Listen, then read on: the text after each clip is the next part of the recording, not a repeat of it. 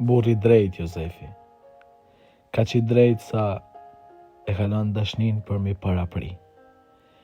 Po të mos të kishte pas dashnin, nuk do të kishte keni drejt.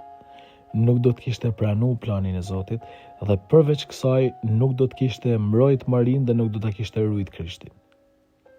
Por nga që ka pas dashnin, nga që Zoti ka aftësu në aspektin e dashnis, a i ka bate tana.